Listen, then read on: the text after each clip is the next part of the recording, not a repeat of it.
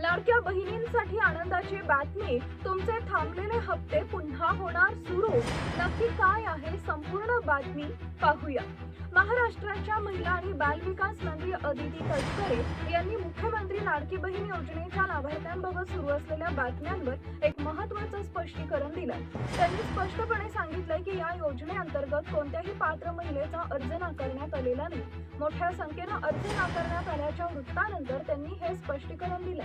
अदिती तटकरे यांनी स्पष्ट केलंय की सुमारे 80 लाख अर्जदारांचा आकडा हा केवळ नाकारलेल्या अर्जाचा परिणाम नाही. ही मोठी संख्या अशा महिलांना दर्शवते ज्यांनी विहित मुदतीत केवायसी प्रक्रिया पूर्ण केलेली नाहीये. सरकारने या प्रक्रियेसाठी सुमारे 8 ते 10 महिन्यांचा मोठा कालावधी दिला होता. याशिवाय डेटाच्या छाननी दरम्यान काही इतर विसंगतीही आढळून आल्या आहेत. आयकर विभागाच्या आकडेवारीनुसार सुमारे 11,50,000 ते 12 लाख अंदाज अर्जदारांचे वार्षिक उत्पन्न 2.5 लाख रुपयांपेक्षा जास्त असल्याचं आढळून आलंय. सुमारे 4,75,000 ते 5 लाख अर्जदार 65 वर्षाच्या विहित वयोमर्यादेपेक्षा जास्त वयाचे आहेत. आरटीओ कडून मिळालेल्या माहितीनुसार 3,25,000हून अधिक अर्जदारांच्या नावे वाहन नोंदणीकृत आहेत.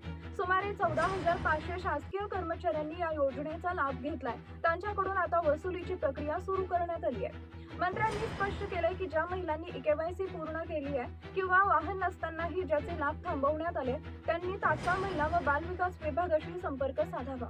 कोणतीही पात्र लाभार्थी वंचित राहणार नाही याची खात्री करण्यासाठी सरकार या सर्व प्रकरणांची पुन्हा तपासणी करेल.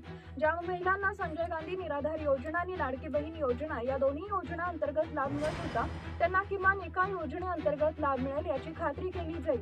मुख्यमंत्री देवेंद्र फडणवीस, उपमुख्यमंत्री एकनाथ शिंदे आणि सुनेत्रा अजित पवार यांच्या नेतृत्वाखालील सरकार प्रत्येक लाडली बहिणीला न्याय मिळवण्यासाठी कटिबद्ध आहे असं आश्वासन त्यांनी दिलंय. फेब्रुवारी आणि मार्च महिन्याच्या हप्त्यांचं वितरण